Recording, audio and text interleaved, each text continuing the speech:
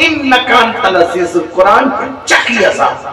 बहुत से इज्जतदार जो तुम्हारे दरमियान इज्जतदार हैं वो वहां पर जहन्नम के अज़ाब में, और बहुत से ऐसे जिनको तुम जलील समझते हो वो रसूलुल्लाह के साथ जन्नत में। आप क्या समझ रहे? आखिरत खेल तमाशा नहीं है।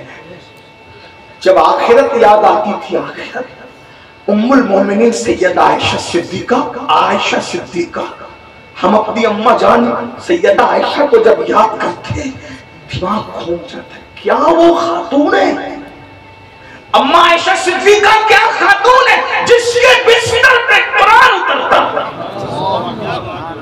है दुनिया में कोई ऐसी औरत?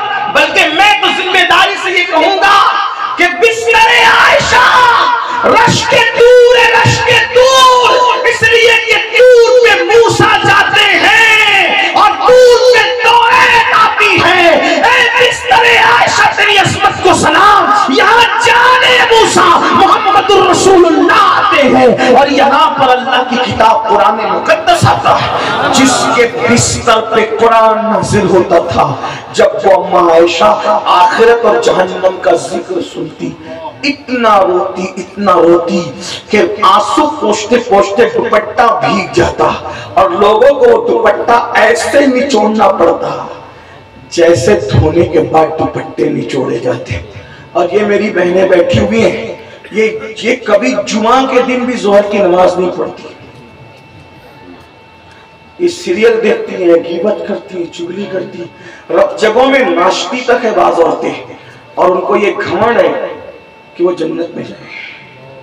जिसके बिस्तर पे कुरान उतरता था वो रो रो कर दुपट्टे आंसुओं से भिगो रही है, और जिन लोगों को कुछ भी पता नहीं जन्नत बाप की जागीर है, जन्नत इतनी सस्ती है, बताओ तो सही। मासूम से लफ्ज़िशे पैगंबराना होती है तो अल्लाह हमारी इबरत के लिए उनको जन्नत से बाहर कर देता है। मासूम की लफ्ज़िशे पैगंबराना उन्हें जन्नत से बाहर करवा रही है। हालांकि इसमें करोड़ों हिकमतें, उसमें से एक हिकमत ये भी कि हमारे लिए इबरत है। और रात के 3-3 बजे तक ज़िना की पिक्चरें देखने वाले सोचते हैं कि मेरा पीर मुझे जन्नत में ले जाएगा। आप मुझे बताएं तो सही। मैं पीर साहब को कुछ नहीं कह रहा हूं, वो मेरी उनकी जुटियां मेरे सर करता है, लेकिन आप तो देखना अपने आप को, क़यामत में पछताओगे और उस वक्त का पछताना तुम्हें काम नहीं देगा। ये जो उलमा रात दिन मेहनत करके ये हजारों का मजमा जमा करते हैं ना, इसलिए करते हैं कि हक बोल के तुम्हें ख्वाब से बेदार करे, सच्चाई बोलकर तुम्हारे दिलों पे दस्तक दे।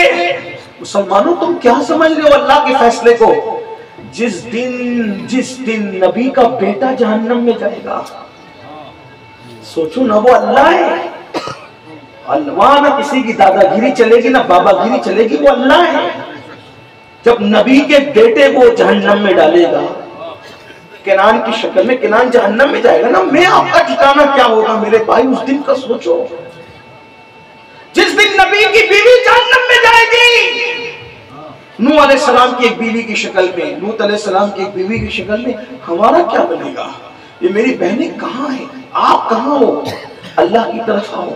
अल्लाह के रसूल सल्लल्लाहु अलैहि वसल्लम ने अपने खानदान के लोगों से कहा था, अमल करना, अमल करना, अमल कर, ईमान के बात में अमल करना, अमल करना। फरमाया ऐसा ना हो कि लोग अमल लेकर आए और तुम सिर्फ नसब लेकर आओ। आका ने फरमाया जिनको अमल ने पीछे कर दिया उनको नसब कभी आगे नहीं कर सकता। किसी मुफक्किर का बहुत बड़ा कौल है, जहां नसब पे जोर है वहां अमल कमजोर है, जहां नसब पे जोर है वहां अमल कमजोर है। वरना देखो जो वाकई आला नसब थे वो आला अमल भी थे, क्योंकि वो नसब पे घमंड नहीं करते थे। वो अगर उनको नाश था तो अल्लाह की रहमतों पर नाश था। निस्बतें यकीनन काम आती है, मैं निस्बतों का मुनकिर नहीं हूं। जो निस्बतों का मुनकिर है वो जालिम है, जाबिर है। लेकिन अगर जलसों में ये कहा जा रहा है कि तुम जन्नती, हाँ मैं भी कहता हूं, तुम उम्मीद है कि हम जन्नती हैं, उम्मीद, लेकिन खौफ भी है, खौफ भी है कि अगर अल्लाह का फैसला हो जाए कोई नहीं बचा सकता, कोई नहीं बचा सकता। अगर अल्लाह का फैसला हो जाए अल्लाह का फैसला हो जाए।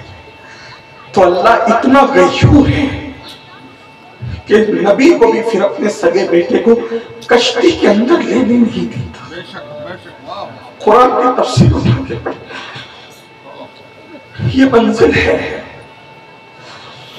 गफलत में मत पड़ो। शैतान ने हमें